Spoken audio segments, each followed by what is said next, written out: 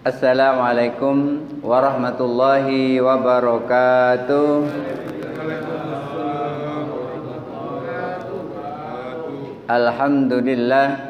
Alhamdulillahi nasta'inuhu wa nastaghfiruh wa na'udzu billahi min syururi anfusina wa min sayyiati a'malina. May yahdihillahu fala mudhillalah wa may yudlilhu fala hadiyalah. Asyhadu an la ilaha illallah wahdahu la syarikalah wa asyhadu anna Muhammadan abduhu wa rasuluhu la nabiyya ba'dah. Allahumma shalli ala sayyidina Muhammad wa ala ali sayyidina Muhammad. Rabbi shrah li sadri wa yassir li amri wa hlul 'uqdatam min lisani yafqahu qawli. Amma ba'du.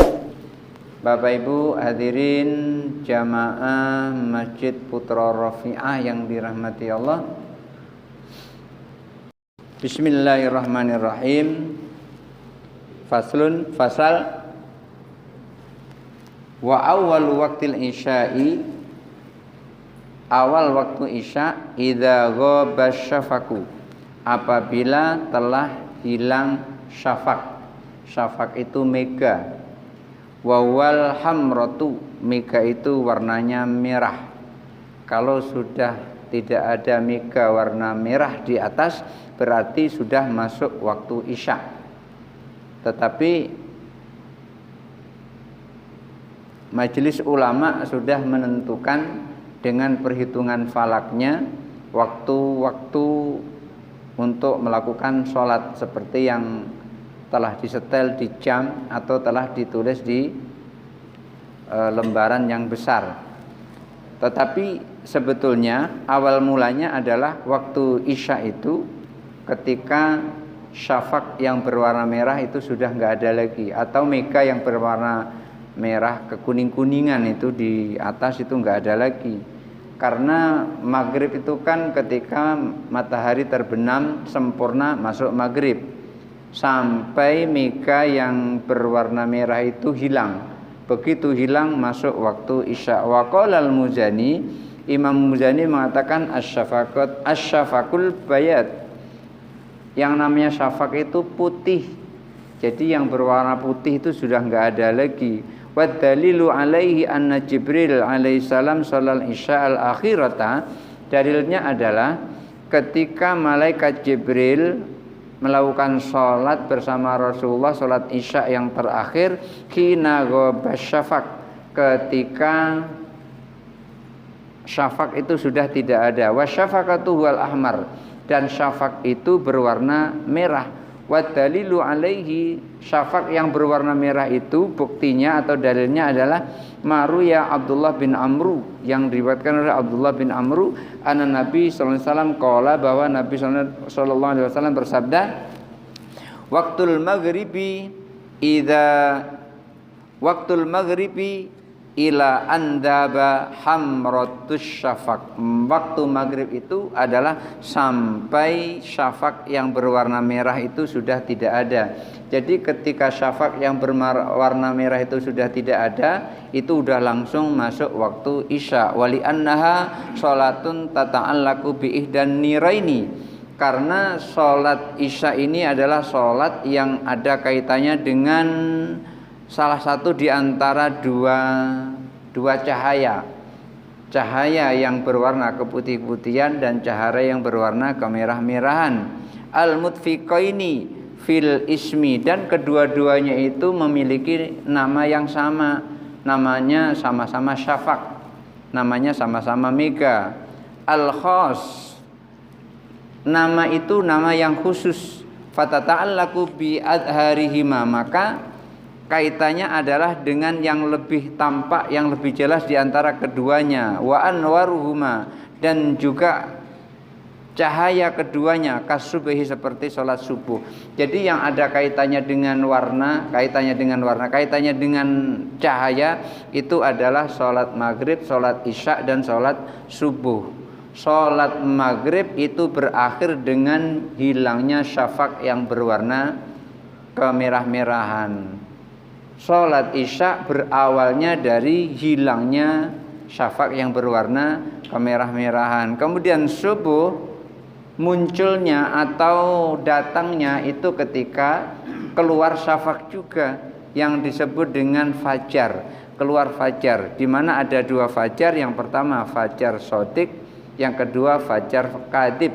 Fajar kadhib itu kurang lebih muncul sekitar 10 menit sebelum fajar shadiq. Itulah yang disebut dengan imsak. Ketika seseorang sudah masuk kepada imsak, itu masuk fajar kadhib. Itu fajar kadhib itu bentuknya seperti ekor serigala. Jadi dari atas ke bawah itu. Tapi kalau fajar shadiq itu dari kanan ke kiri, dari utara ke selatan. Jadi bentuknya kayak gini kalau fajar shadiq itu. Tapi kalau fajar kadhib itu ke atas bentuknya. Dan itu biasanya keluar 10 menit sebelum masuk waktu subuh. Begitu fajar kadhib keluar, 10 menit berikutnya biasanya langsung keluar fajar shadiq. Wa fi akhirihi qaulani, dan akhir dari sholat isya itu ada dua pendapat. Kapan waktu isya itu berakhir? Kalau berawal kan pas syafaq yang berwarna merah hilang. Lalu kapan berakhirnya? Apakah jam 12 malam? Ataukah akhirnya itu jam 3 subuh? Atau jam berapa? Qala fil jadid, disebutkan di dalam kitab Al-Jadid, ila sulusil laili. Akhir waktu isya itu sampai sepertiga malam terakhir. Sepertiga malam terakhir itu jam berapa kira-kira? Jam 3 kira-kira ya. Sepertiga malam terakhir jam 3 sampai jam barangkali jam-jam setengah 4. Sepertiga malam terakhir. Pokoknya sepertiga malam pertama, sepertiga malam kedua, dan sepertiga malam terakhir. 5 ruya anna Jibril alaihi salam, dasarnya adalah riwayat yang diriwayatkan bahwa malaikat Jibril alaihissalam shalla fil marratil akhirati al-isya'a al-akhirata. Ketika malaikat Jibril sholat bersama Rasulullah, sholat di terakhir kalinya sholat isya, hina dhahaba thuluthil lail, ketika sepertiga malam terakhir itu sudah berlalu. Ketika sepertiga malam berakhir berlalu, itu Rasulullah bersama malaikat Jibril sholat. Karena Rasulullah itu selalu diajari oleh malaikat Jibril. Sholat zuhur diajari oleh malaikat Jibril, awal waktunya dan akhir waktunya. Sholat asar diajari oleh malaikat Jibril, kapan awalnya, kapan akhirnya. Maghrib juga demikian, dan isya juga demikian. Wa qala fil qadim, dan disebutkan di dalam qaul qadim wal imla, dan juga di dalam kitab imla, ila nisfil laili. Salat isya itu waktunya sampai tengah malam. Kalau tengah malam itu berarti kurang lebih sekitar jam 12 malam. Jadi kalau tengah malam itu berarti di mana orang-orang yang naik haji itu sudah boleh berangkat menuju ke Mina dari Musdalifah.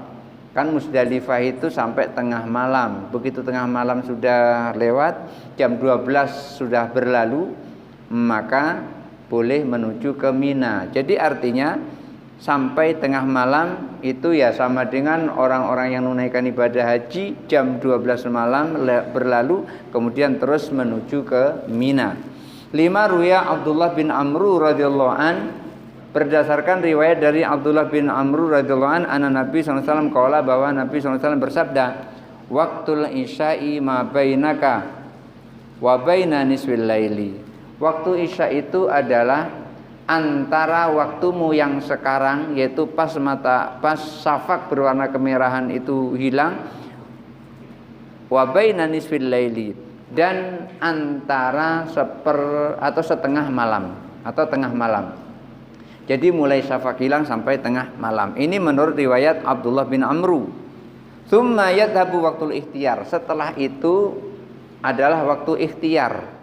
Waktu ikhtiar itu artinya masih boleh juga melakukan sholat isya. Itu namanya waktu ikhtiar. Yang pertama itu adalah waktu yang bagus. Waktu waktu ada, waktu yang bagus. Setelah itu baru waktu ikhtiar. Wa yabqa waktu jawaz. Setelah waktu ikhtiar habis, sepertiga malam terakhir, baru kemudian muncul waktu jawaz, masih boleh melakukan sholat isya waktu jawaz, ila tulu'il fajri tsani, sampai terbit fajar yang kedua, yaitu fajar shadiq. Jadi kalau menurut yang kedua ini, sholat isya itu adalah mulai syafaq hilang sampai masuk waktu subuh. Tapi kalau menurut pendapat yang pertama di dalam qaul qadim, itu waktu isya itu adalah mulai syafaq berwarna kemerah-merahan itu hilang sampai sepertiga malam terakhir. Itu pendapat yang pertama. Tapi pendapat yang kedua, mulai dari syafaq berwarna kemerah-merahan hilang sampai masuk fajar yang kedua. Begitu fajar kedua sudah azan subuh, itu sudah enggak ada lagi waktu sholat isya. Wa qala Said Al-Istakhari, dan menurut Said Al-Istakhari beliau sampaikan, idza dhahaba thuluthul laili aw nisfahu fatatis sholatu. Kalau sepertiga malam terakhir itu sudah berlalu, maka habislah waktu isya itu. Tengah malam atau sampai sepertiga malam terakhir atau tengah malam berlalu, ini ada dua pilihan ini. Dhahaba thuluthul lail aw nisfahu. Sepertiga malam terakhir berlalu atau tengah malam berlalu, itu sudah habis waktu isya. Wa takunul qadha. Setelah itu bukan waktu ikhtiar, bukan waktu jawaz, tapi waktu qadha. Jadi sholatnya bukan usalli fardhul isya'i arba'a raka'atin mustaqbilal qiblati ada'anillahi ta'ala, tapi qadha'an lillahi ta'ala kalau sudah melewati sepertiga malam terakhir. Ini menurut Abu Sa'id Al-Istakhari. Wal madhabul awwalu, sementara Abu Ishaq Ibrahim bin Ali bin Yusuf As-Sirazi memilih pendapat yang pertama, lima rawainahu fi hadisi Abi Qatadah, berdasarkan riwayat dari Abi Qatadah. Apa itu? Salat isya itu adalah berawal dari terbitnya atau hilangnya syafaq yang berwarna kemerah-merahan sampai masuk fajar. Ketika fajar sudah keluar, maka hilanglah waktu melakukan sholat isya. Wa yakrahu ayyusammal asya, wa yakrahu ayyusammal isya'a al-atammah. Dan makruh hukumnya menyebut sholat isya itu sholat atammah. Kan memang ada yang yang menyebut sholat isya itu sholat atammah, tapi hukumnya makruh. Imam Syirazi menyebutkan sini hukumnya makruh. Salat atammah itu salat isya juga sebetulnya. Dalam sebuah riwayat itu disebutkan, wa amma salatul atammah, adapun salat isya, fa innal qabra dzulmatun, kuburan itu gelap. Wa yaumal qiyamati dzulmatun, dan hari kiamat itu juga gelap. Faman masa fi dzulmatil laili, siapa orang yang melangkahkan kakinya di kegelapan malam, ila sholatil atammah, menuju sholat atammah, maksudnya adalah sholat isya, illa a'tahu nuran, tidak lain Allah akan berikan cahaya di kuburannya. Jadi orang yang selalu dan tidak meninggalkan sholat isya, baik sholat jamaah maupun sholat sendirian, tidak melalaikannya, ia selalu melaksanakannya, maka nanti di alam kuburnya akan terang benderang karena Allah berikan cahaya. Di dalam riwayat ini disebutkan, wa amma sholatul atammah, adapun sholat atammah maksudnya adalah sholat isya. Siapa orang yang melakukan sholat isya, fama minmu min yusalli hadhil atammah, siapa orang yang melakukan sholat isya ini, illa a'tahu nuran, tidak lain Allah akan berikan cahaya untuknya. Jadi manfaat dari sholat isya, di samping kita menjalankan perintah Allah, itu akan Allah berikan di alam kuburnya orang yang sholat isya nanti dengan terang benderang. Jadi tidak usah pesan sama anak cucunya, nanti waktu meninggal tolong diberikan lampu Philips yang 40 watt, itu nggak akan bisa menerangi. Karena yang diterangi itu cuma jasadnya saja yang seperti itu. Karena kalau sudah masuk ke alam kubur itu rohnya yang tinggal, jasadnya tinggal nanti dibangkitkan oleh Allah. Ketika jasadnya nanti dibangkitkan oleh Allah, barulah nanti roh dan jasad akan berkumpul kembali, roh dan jasad. Ketika ada orang bertanya, apakah Allah akan mengumpulkan jasadnya kembali? Jawabannya kalau di dalam Al-Quran adalah iya. Kenapa? Karena dulu ada seorang Nabiullah, ya walaupun Nabi itu masih diperselisihkan apakah dia Nabi atau wali, namanya Uzair, Nabi Uzair, itu pernah melewati satu kampung yang sudah hancur.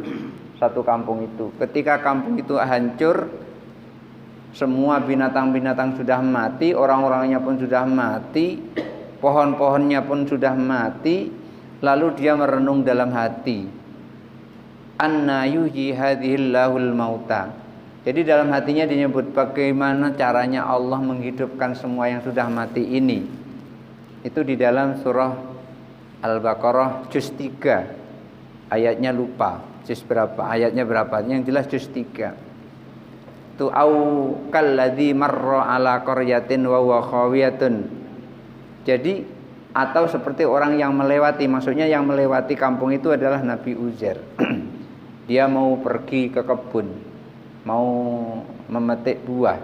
Jadi mau kerjalah gitu. Lihat kampung itu sudah hancur, di dalam hati nyebut dalam hatinya, anna yuhyi hadhillahul mauta. Bagaimana caranya Allah menghidupkan semua ini?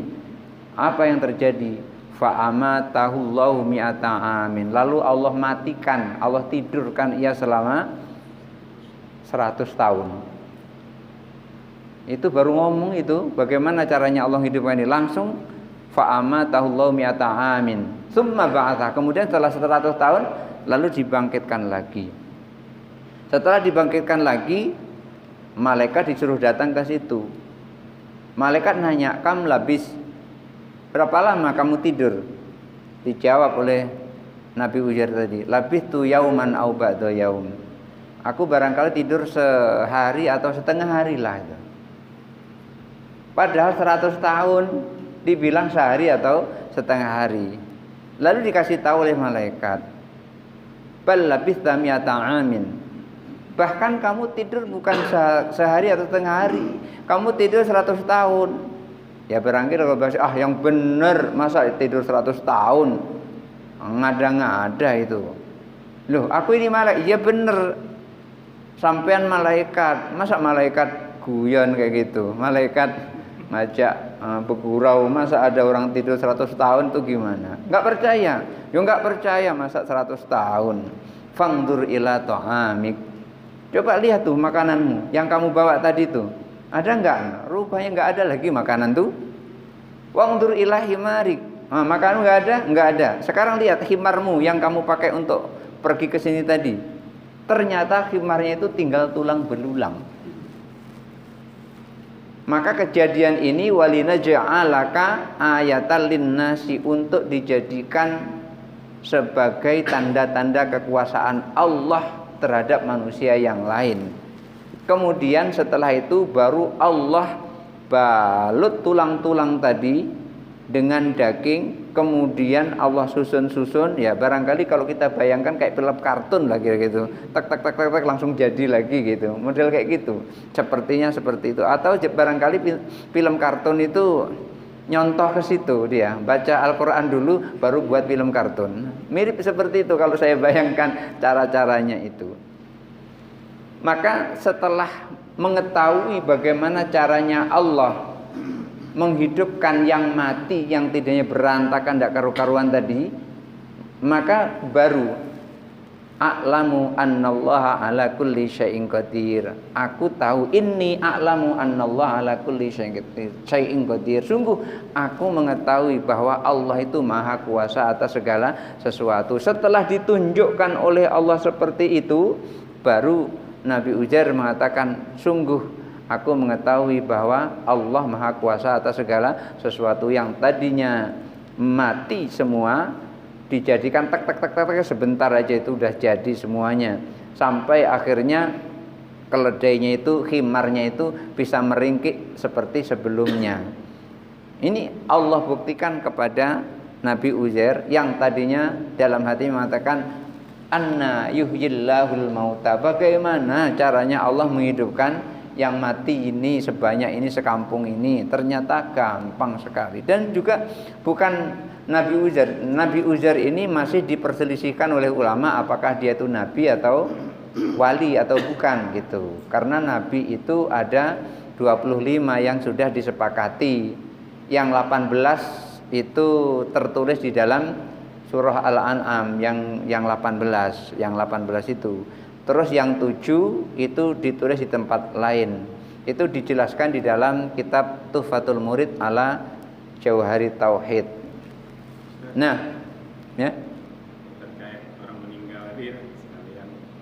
Itu sering orang bilang kalau bisa orang dikubur itu balik ke rumahnya, nengok kelakuan keluarganya. Atau di kuburan umum gitu katakanlah bisa saling ini enggak ya, kiri kanan depan belakang. Oh gitu. Ya, saling ya katakanlah mau atau macam mana gitu kan. Iya ya, baik. Ini berarti beralih ke pembahasan pada kitab Ar-Ruh Ibnu Qayyim. Jadi saya ingin menyampaikan apa yang ditulis oleh Ibnu Qayyim. Di dalam kitab Ar-Ruh Ibnu Qayyim itu disebutkan di situ kalau orang meninggal dia akan mendengar suara sendal orang-orang yang mengantarkannya. Dan ketika nanti dia ditalqin, dia juga akan mendengar talqinnya itu.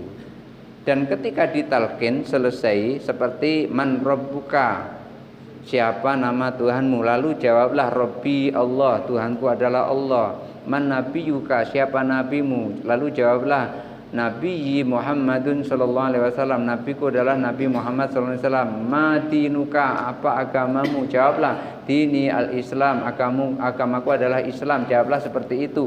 Itu orang yang mentalkin yang dari atas kuburan kepada orang yang dalam kuburan.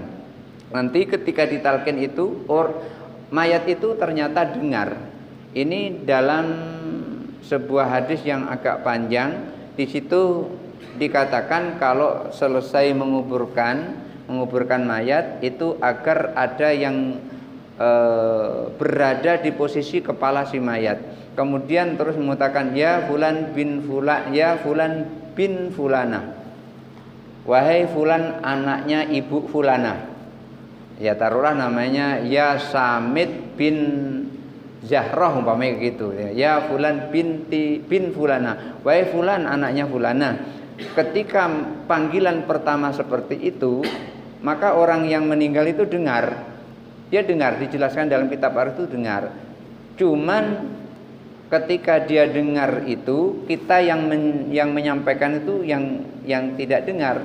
Maka kemudian setelah itu disuruh untuk mengucapkan sekali lagi ya fulan bin fulana, wahai fulan anaknya ibu fulana. Pada saat panggilan yang kedua itu dijelaskan di dalam hadis itu, maka si mayat itu akan duduk bersandar, duduk lurus gitu, duduk lurus di situ. Pada saat duduk lurus itu, si mayat ini pun mendengar apa yang disampaikan oleh orang tadi itu, orang yang mentalkin tadi itu mendengar. Tetapi yang mentalkin sekali lagi dia tidak mendengarkannya. Terus pada yang ketiga, ya fulan bin fulana, wahai fulan anaknya ibu fulana. Pada saat panggilan yang ketiga itu, si mayat tadi dia meminta kepada orang yang mentalkin tadi, cuman yang mentalkin nggak dengar. Dia mengatakan arsyidni rahimakallah, bimbing aku, mudah-mudahan Allah memberikan rahmat kepadamu. Jadi pada saat itu si mayat berdoa kepada orang yang membimbing, mudah-mudahan Allah merahmati kalau dia mau membimbingnya. Lalu disampaikanlah itu tadi, disampaikan pertanyaan-pertanyaan tadi. Setelah selesai disampaikan pertanyaan tadi, setelah mereka berlalu semuanya, orang itulah pergi, datang nanti malaikat mungkar dan nangkir, satu persatu akan datang, yang tujuannya akan menanyai si mayat ini. Tetapi ketika sudah ditalkin itu, apa kata si malaikat nungkar dan nangkir tadi? Masing-masing mengatakan apa kepada si mayat? Dia mengatakan adnu minni, la tadnu minni, jangan kau dekat-dekat aku, katanya. Kata malaikat tadi, jangan dekat-dekat aku. Enggak ada gunanya lagi kamu dekat-dekat aku. Kenapa? Karena lakona telah ditalkin oleh orang. Ketika seseorang telah ditalkin oleh orang tadi, ketika mayat ditalkin oleh orang tadi, apa yang terjadi? Allah dan Rasulnya yang ada di belakangnya. Artinya Allah dan Rasulnya telah menjadi pembelanya. Apa artinya malaikat nungkar dan nangkir menanyai si mayat ini kalau di belakang si mayat ini sudah di backing oleh Allah dan Rasulnya? Apa yang terjadi? Tentu tidak akan bisa berbuat apa-apa malaikat nungkar dan nangkir. Itu yang dijelaskan di dalam kitab Ar-Ruh Ibnu Qayyim. Kemudian siapa yang pertama sekali mentalkin mayat itu? Yang pertama sekali mentalkin mayat adalah Rasulullah sendiri. Di mana? Di dalam, sekali lagi tadi kitab Ar-Ruh, sekarang pindah ke kitab Al-Hawilil Fatawi. Di dalam kitab Al-Hawilil Fatawi dijelaskan di situ oleh Jalaluddin Abdurrahman bin Abi Bakar As-Suyuti, yang pertama sekali mentalkin mayat itu adalah Rasulullah sendiri. Siapa yang ditalkin? Yang ditalkin adalah putranya yang bernama Qasim. Ketika Rasulullah mentalkin putranya bernama Qasim, Rasulullah sampaikan, kalau nanti ditanya man nabiyuka, siapa nabimu, kul, katakan nabiyyi abi, nabiku adalah bapakku, kira-kira gitu. Bukan Nabi Muhammad, tapi Nabi Abi, nabiku adalah bapakku, gitu. Ini dijelaskan di dalam kitab Al-Hawi lil Fatawi. Jadi ketika kita memasuki kuburan, itu juga dijelaskan kembali kepada kitab Ar-Ruh. Itu dijelaskan begini: ketika kita datang ke kuburan, tetapi datangnya itu adalah malam Jumat sampai hari Sabtu pas matahari terbit, kita datang ke kuburan, maka orang yang di kuburan itu ketika kenal dengan kita, dia pun kenal dengan kita, dan dia tahu kedatangan kita. Itu disebutkan seperti itu di dalam Ar-Ruh Ibnu Qayyim.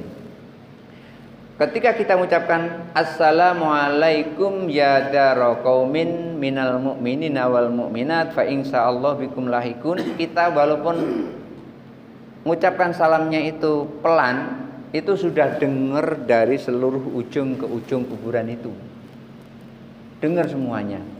Jadi nggak usah mekik-mekik, nggak usah kuat-kuat, apalagi pakai toa. Assalamualaikum. Karena apa? Karena orang meninggal itu mendengarnya bukan pakai telinga, mendengarnya dengan sama. Jadi dengan sifat samanya Allah dipakai untuk mendengar. Jadi lebih tajam pendengarannya daripada orang yang masih hidup. Buktinya apa? Ketika terjadi perang Badar sebagai pembalasan perang Uhud, Rasulullah mampu mengalahkan orang-orang kafir, dan orang-orang kafir diperintahkan oleh Rasulullah untuk dikumpulkan di sebuah sumur tua, dimasukkan semuanya. Orang-orang kafir itu begitu sudah numpuk di sumur tua itu, Rasulullah nginguk sumur gitu, apa nginguk, nengok dia, nengok ke sumur. Jadi kepalanya itu njulur ke dalam sumur, bukan masuk ke dalam sumur, kan, dia tengok ke gitu. Lalu Rasulullah sampaikan kepada mayat-mayat itu, hal wajadtum ma wa'ada rabbukum wa qad wajadtu ma wa'ada rabbi. Apakah kalian, wahai orang-orang kafir, telah memperoleh janji Tuhan kalian? Aku sungguh telah memperoleh janji Tuhanku, yaitu menang di perang Badar.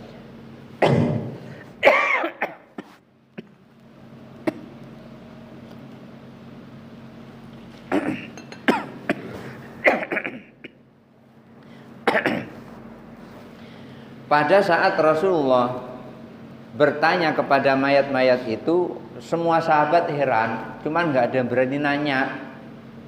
Nggak ada yang berani nanya. Kok Rasulullah tumben-tumbennya ngomong sama orang sudah mati? Itu kan ngomong dengan sudah mati. Ya, coba bayangkan kalau ada orang ngomong dengan dinding, itu kira-kira apa yang terjadi? Dia ngomong sendiri dengan dinding, itu kira-kira apa pikiran kita terhadap orang itu? Jadi kan mau dikatakan seperti itu. Nggak ada orang yang berani negur Rasulullah. Yang berani cuma satu, Umar bin Khattab. Umar bin Khattab negur Rasulullah, "Ma tukhadibul jifah?" Mulai kapan kau berbicara dengan bangkai-bangkai seperti itu, wahai Rasulullah? Lalu Rasulullah sampaikan, "Walladzi nafsi biyadi, demi jiwaku yang ada di tangannya, orang yang meninggal itu bi asma'a, lebih mendengar daripada orang yang masih hidup." Orang yang sudah meninggal itu kupingnya lebih tajam daripada orang yang masih hidup. Kemudian ketika seseorang diucapkan salam, assalamualaikum, itu sesungguhnya Allah nanti akan mengembalikan rohnya kepada jasadnya. Kalau pandangan kita kan jasadnya sudah hancur kan, tapi kan lain di pandangan Allah, akan kembalikan kepada jasadnya. Kemudian ketika kita mengucapkan seperti itu, maka mengucapkan salam, maka orang yang diucapi salam itu juga menjawab salam kita. Kalau kita pergi ke kuburan, masuk ke pintu kuburan mengucapkan salam, maka orang-orang itu juga akan mendengarkan dan menjawab salam kita. Hanya saja kita nggak mendengar jawabannya. Iya, kalau sampai mendengar barangkali besok nggak jadi lagi ke situ, takut. Iya, kita mengucapkan assalamualaikum ya dara qaumin, nanti akan dijawab. Dan biasanya orang itu ketika pergi ke kuburan kemudian terus membaca Al-Quran. Apa boleh ke kuburan baca Al-Quran? Boleh. Kenapa kok tidak boleh? Apa dalilnya? Dalilnya juga di dalam kitab Ar-Ruh itu disebutkan para tabi'in di Madinah ketika ada orang meninggal, idza matal mayyitu, itu hadisnya gitu. Idza matal mayyitu, apabila mayit meninggal. Jadi kalau logika kita ya mayit itu ya setelah meninggal. Hadisnya kan idza matal mayyitu, apabila ada mayit telah meninggal. Ya mayit telah meninggal. Maksudnya adalah apabila ada orang meninggal, maka para tabi'in itu bergantian menuju ke kuburan itu membaca Al-Quran. Bergantian membaca Al-Quran. Dan ketika dibacakan Al-Quran itu, banyak sekali dalil-dalil dalam kitab Ar-Ruh itu disebutkan bahwasanya ketika dibacakan Al-Quran itu mereka merasa memperoleh nikmat dari Allah Subhanahu wa ta'ala, seperti dia memperoleh cahaya yang sangat terang sebesar gunung. Dan mereka mengucapkan terima kasih. Dan biasanya mereka itu ketika mengucapkan terima kasih itu biasanya melalui mimpi. Orang yang membaca tadi kemudian terus tidur, kemudian terus didatangi di dalam mimpinya dan biasanya mengucapkan terima kasih di situ. Karena orang meninggal tidak bisa menemui kita dalam kondisi kita ya sadar seperti ini. Biasanya bisa menemui kita itu dalam keadaan kita sedang tidur. Kan kita kadang-kadang pernah kan bermimpi bertemu orang yang sudah meninggal dan biasanya dia diam begitu. Tetapi ketika kita bacakan doa, kita bacakan ayat, kemudian kita mohon kepada Allah agar pahalanya disampaikan kepadanya, maka dia akan merasa berterima kasih sekali. Dan dia biasanya itu mengucapkan salam kepada orang-orang yang masih hidup. Dulu pernah di dalam kitab Ar-Ruh itu juga Imam Ahmad bin Hambal itu pernah memarahi ada seorang yang sedang membaca awal surah Al-Baqarah dan akhir surah Al-Baqarah. Di bagian kepalanya dibaca awal surah Al-Baqarah, di bagian akhirnya dibaca akhir surah Al-Baqarah. Pada saat melihat orang itu, apa kata Imam Ahmad? Hadi bid'atun, ini bid'ah, enggak pernah dilakukan oleh Rasulullah gitu.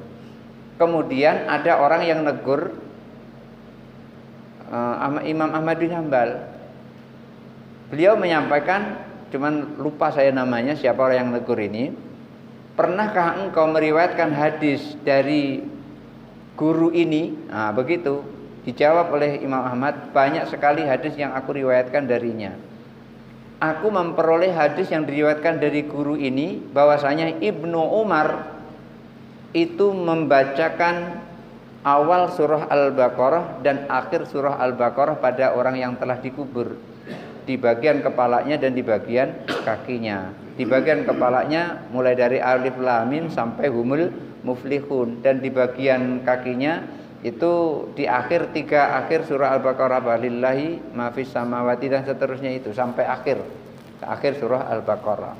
Setelah itu baru katakan Imam Ahmad tadi langsung mencabut kata-kata yang mengatakan itu adalah bid'ah. Langsung dicabut. Kemudian terus sampaikan pada orang tadi, suruh neruskan. Karena gurunya meriwayatkan hadis dari Ibnu Umar bahwasanya orang yang meninggal itu bagus dibacakan di bagian kepalanya awal surah Al-Baqarah dan di bagian kakinya akhir surah Al-Baqarah. Kemudian di dalam kitab itu juga disebutkan ketika seseorang yang telah meninggal itu bisa melihat kita itu hanya pada malam Jumat dan sampai hari Sabtu terbit fajar. Ketika mutarrif ditanya, maksudnya mutarrif bertanya kepada orang yang meninggal itu dalam mimpinya. Mutarrif itu diceritakan di situ dia sedang pergi dan melewati kuburan, dia naik kuda, tapi kebetulan dengan izin Allah dia ditidurkan oleh Allah di kuda itu dan kudanya berhenti di depan kuburan itu. Disitulah kemudian itu bertemu dengan penduduk yang ada di kuburan itu. Maka ketika itu Mutarif bertanya, apakah engkau bisa melihat kami? Bahkan aku bisa mendengar burung-burung yang berkicauan. Kenapa kok begitu? Li fadli yaumil jum'ati, karena keutamaan hari Jumat. Jadi kalau Bapak Ibu misalnya mau ziarah kubur pada malam Jumat, itu biasanya mereka akan melihat kita. Kalau kita pernah kenal di dunia, dia pun kenal dengan kita. Kalau dia tidak kenal kita di dunia, dia melihat kita tapi tidak kenal. Dan ketika kita mengucapkan salam, dia pun akan menjawab salam kita. Jadi artinya yang meninggal masih bisa tak mendoa yang orang yang masih hidup? Gimana? Orang yang sudah meninggal mendoa yang orang masih hidup. Itu tadi, ketika ditalkin tadi, dia hanya mengatakan arsyidni rahimakallah, bimbing aku, mudah-mudahan Allah merahmati. Itu kan semacam doa itu. Itu doa. Jadi ketika kita mendoakan, dia balik mendoakan kepada Allah Subhanahu wa taala. Bukan kita minta doa sama dia, bukan. Tetapi kita mendoakan dia, maka dia pun juga mendoakan kita. Walaupun doa baginya itu bukan ibadah, tapi bagi kita doa itu adalah ibadah. Kenapa? Ibadah itu hanya di dunia. Di akhirat tidak ibadah lagi, tinggal memetik hasil ibadah kita gitu. Jadi seperti itu.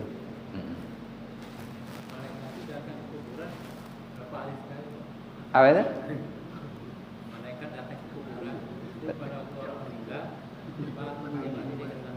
Malaikat yang di kuburan, malaikat maksudnya malaikat mungkar dan nakir. Malaikat mungkar nakir itu akan menemui orang yang meninggal itu kalau semuanya sudah pergi. Semua yang mengantar mayat itu sudah pergi.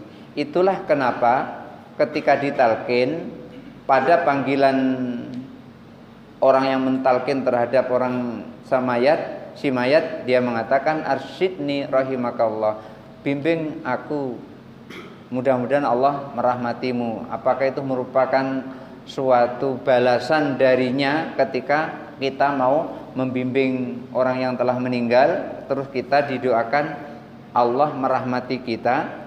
Maka pada saat itu malaikat mungkar dan nakir itu sudah enggak nanya seperti sebelumnya lagi. Kenapa? Karena semua yang akan ditanyakan itu sudah disampaikan oleh orang yang mentalkin tadi.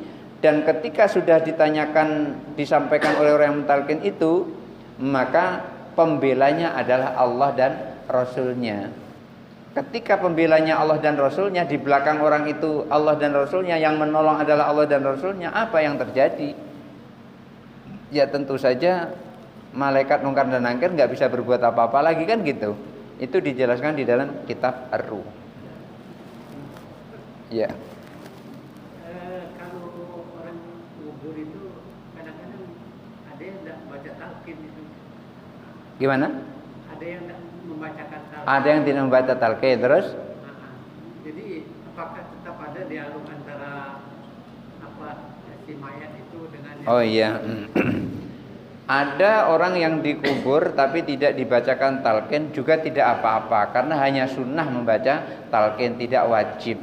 Ketika kita ingin menolong si mayat itu ya kita bacakan talqin. Tapi kalau ya sudahlah sesuai dengan amal ibadahnya ya sudah terserah gitu, di cemplungin gitu saja. Apalagi tidak dibacakan doa sama sekali karena merasa doa itu tidak sampai kepada mayat, nggak ada gunanya doa itu, nggak nyampe, karena dia hanya memperoleh usaha yang dia perbuat dulu di dunia. Kalau keyakinan seperti itu, tapi keyakinan seperti itu biasanya cuma separuh keyakinan itu. Ketika kita doakan bapaknya, umpamanya bapaknya sudah meninggal, kita ya Allah gebukilah bapaknya orang ini, itu marah itu.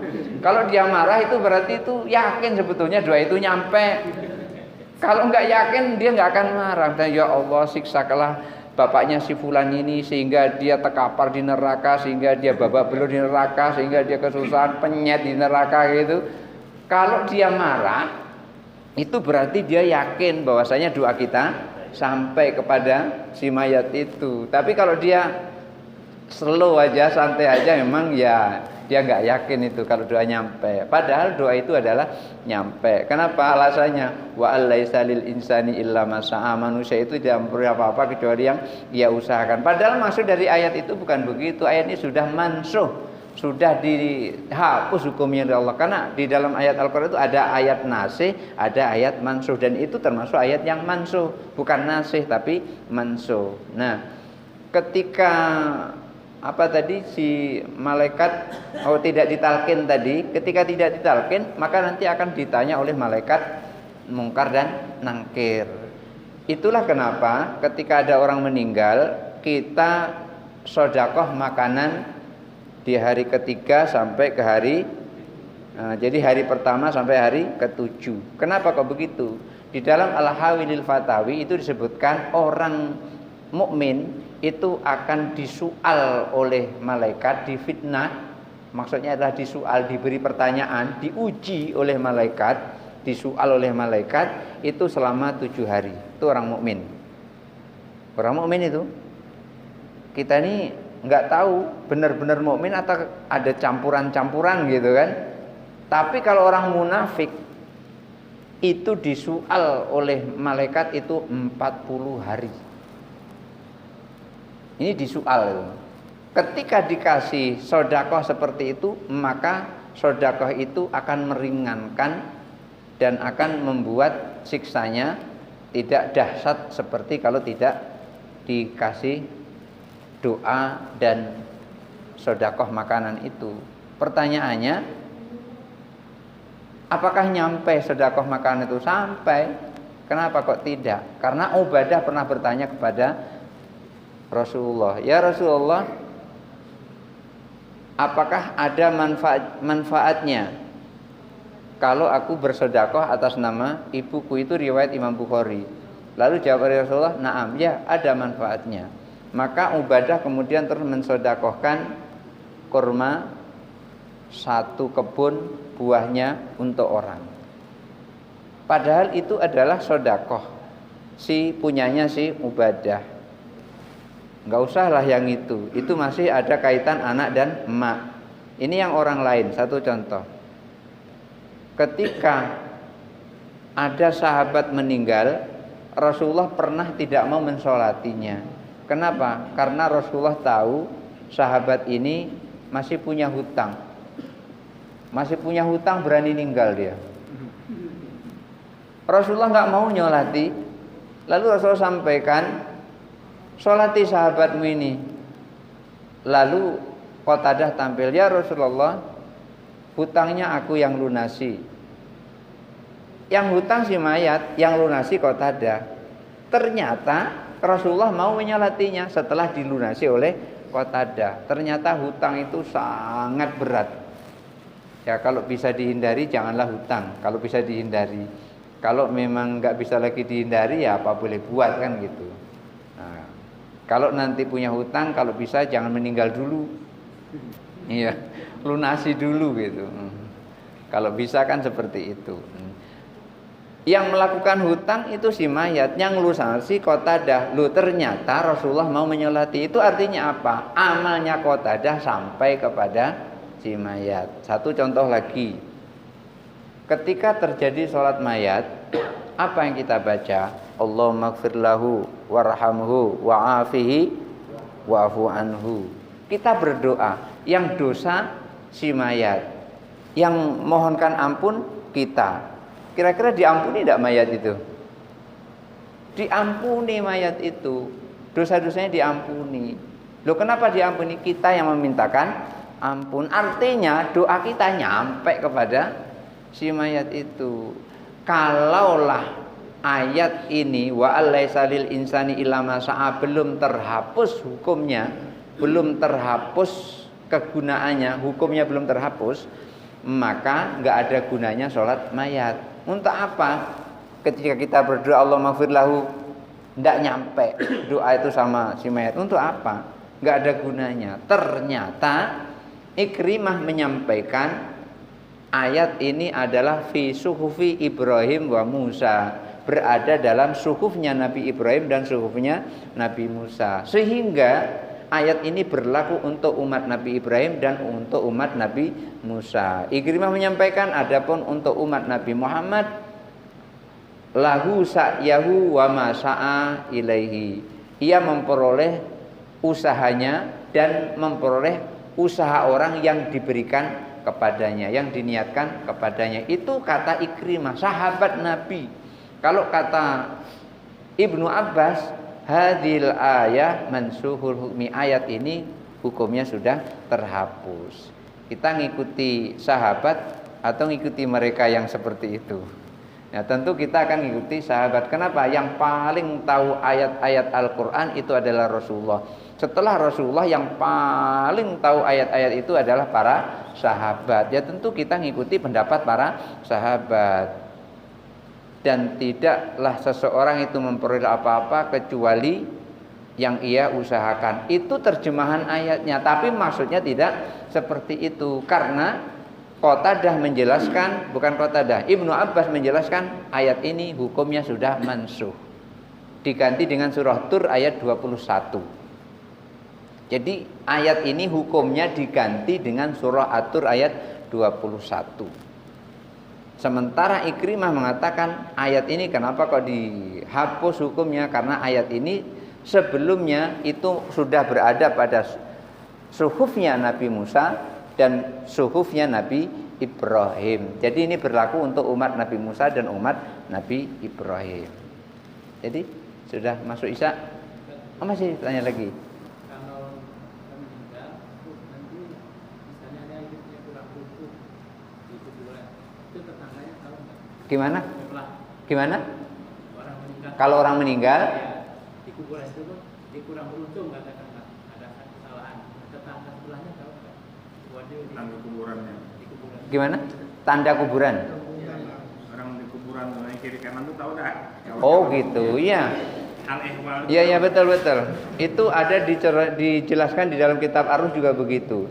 Ketika ada seorang anak menziarahi kuburan ibunya, kemudian dia berdoa untuk ibunya dan untuk orang-orang yang ada di kuburan itu, ternyata orang-orang yang ada di kuburan itu pada melapor kepada ibunya tadi. Dan ibunya tadi mendatangi anaknya pada saat anaknya tidur malam, itu didatanginya. Ternyata ibunya merasa senang dan orang-orang yang di sekitar tetangga-tetangga ibunya merasa senang. Dan tetangga-tetangga ibunya tadi memuji ibunya tadi punya anak yang soleh. Jadi menurut penjelasan di dalam kitab Ar-Ruh, tetangga kanan kirinya itu juga bisa merasakan manfaatnya orang yang berdoa kepadanya tadi. Dan mereka saling mengenal dan mereka juga saling tahu. Mereka juga saling kunjung antara satu dengan yang lain. Saling kunjung sama dengan kita pas lebaran tuh saling kunjung itu. Makanya kalau dijelaskan di dalam kitab Al-Ghunyah li Tariqil Haq Azza wa Jalla, kita disuruh berkorban, artinya menyembelih binatang korban. Itu nanti binatang korban itu setiap dagingnya, sepotong daging itu akan Allah ganti dengan seekor burung.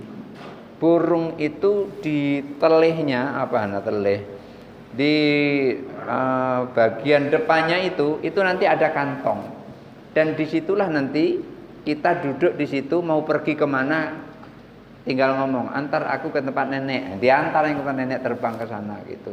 Jadi dijelaskan di dalam kitab Al-Ghunyah li Thariqil Haq Azza wa Jalla seperti itu. Itu bukan dari saya, tapi itu yang disampaikan oleh Syekh Abdul Qadir Jilani. Kalau yang tadi itu bukan kata saya juga, itu yang dikatakan oleh Ibnu Qayyim Al-Jauzi. Kemudian tentang talqin tadi bukan kata saya juga, itu kata Jalaluddin Abdurrahman As-Suyuti. Cuman saya membaca apa yang beliau sampaikan itu. Ustaz, jadi kalau khusus talqin itu pakai bin ke ibu ya? Ya, bin ibunya. Kemudian ada yang bertanya pada saya itu belum saya sampaikan. Ada yang bertanya, kalau ibunya nggak tahu gimana gitu. Ada nanya kayak gitu.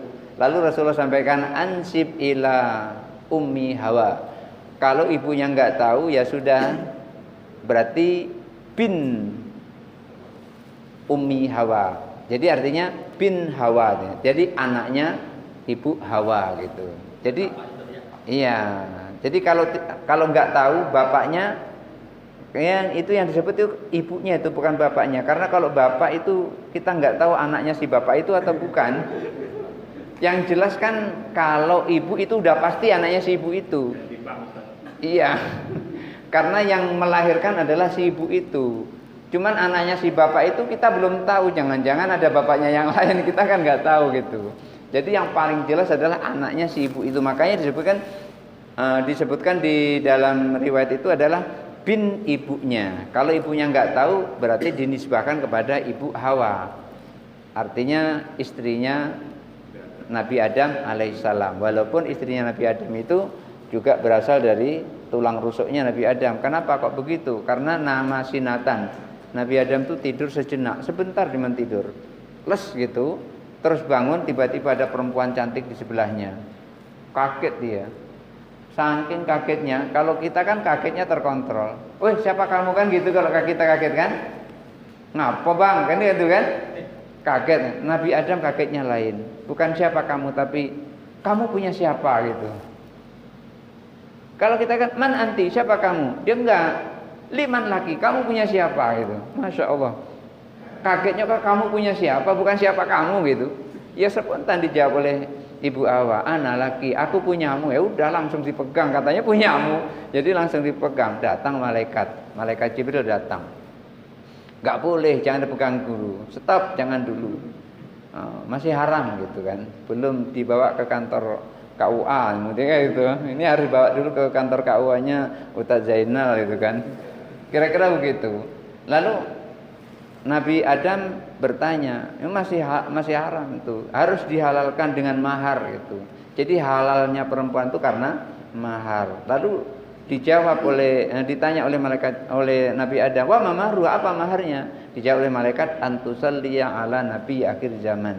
Maharnya adalah kamu mengucapkan sholawat kepada Nabi akhir zaman. Sekali lagi itu bukan kata saya, tetapi kata Syekh Abdul Qadir Jilani di dalam kitab Al-Ghunyah li Thariqil Haq Azza wa Jalla, yang dulu saya pernah mendengar kiai dari Jawa Timur cerita tentang itu. Kemudian saya penasaran, saya cari-cari, ternyata ada di dalam kitab Al-Ghunyah li Thariqil Haq Azza wa Jalla. Ya untung saja Allah berikan saya bisa mampu membaca Arab yang enggak ada barisnya ini. Barangkali itu saja dulu. Ya, kalau ada pertanyaan disimpanlah untuk besok lagi. Nanti habis hari ini. Iya. Jadi doa kalau orang tua tuh pakai nama ibu ya? Ya, kalau talqin itu bagusnya adalah nama ibunya. Doa biasa. Kalau nama doa biasa, kalau udah jelas bapaknya ya bapaknya, nggak apa-apa gitu kan. Tapi kalau di situ sebut nama ibunya, kan kadang-kadang ada orang lahir itu tanpa bapak. Ada orang lahir tanpa bapak. Contohnya Nabi Isa. Bin siapa Nabi Isa? Bin Maryam. Enggak ada bapaknya. Apakah Maryam itu diam-diam mencari bapak? Tidak. Karena Allah memang berikan itu. Gara-gara Maryam itu suka berdoa di mihrab. Ketika berdoa di mihrab, kemudian dikasih makanan oleh Allah, diturunkan makanan di situ. Nabi Zakaria kaget, nanya, anna laki hadza, dari mana nak makanan sebanyak ini, dari mana? Dijawab oleh Maryam, hadza min indi rabbi, ini dari Allah wahai ayah. Kan diangkat anak oleh Nabi Zakaria. Nabi Zakaria langsung paham, di situ tempat mustajabnya doa itu.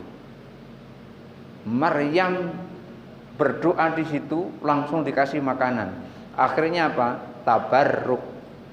Nabi Zakaria tabarruk di situ. Tabarruk, duduk di situ, langsung berdoa minta anak. Karena nggak punya anak, minta anak. Pas lagi tegak, wa qaimun yusalli, sedang tegak, malaikat ngasih tahu kalau bakalan dikasih anak namanya Yahya. Kaget, aku sudah tua, istriku mandul, bagaimana mungkin aku punya anak?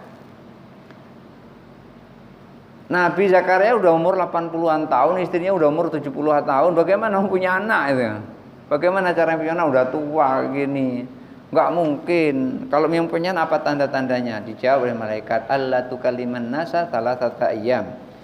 Tandanya adalah kamu tidak bisa bicara dengan orang selama 3 hari. Kalau selama 3 hari nggak bisa bicara dengan orang, tanda-tandanya istrinya sedang hamil. Jadi nanti bapak-bapak ini nanti sampai di rumah bisa ngomong beda. Kalau bisa ngomong aman, kalau nggak bisa ngomong istrinya sedang hamil itu. Iya. Jadi mari kita tutup dengan doa. A'udzubillahi minasyaitonirrajim. Bismillahirrahmanirrahim. Allahumma shalli ala sayyidina Muhammad wa ala ali sayyidina Muhammad wa sallim wa radhiyallahu ta'ala an sadatina rasulillah ajmain. Allahumma ighfir lana dzunubana wa li walidayna warhamhuma kama rabbayana shighara. Allahumma ij'alna mahbubina fi qulubil mu'minina wal mu'minat wal muslimina wal muslimat wa basyirna wa balighna bil ghina ila mi'atin wa 20 sanatan wallahu khairun hafidha wa huwa arhamur rahimin. Rabbana dzalamna anfusana wa illam taghfir lana wa tarhamna lanakunanna minal khasirin. Rabbana atina fid dunya hasanah wa fil akhirati hasanah wa qina adzabannar walhamdulillahirabbil alamin. Barangkali itu saja dulu yang bisa saya sampaikan. Mudah-mudahan ada manfaatnya. Wallahul muwaffiq ila aqwamit thoriq. Wassalamualaikum warahmatullahi wabarakatuh.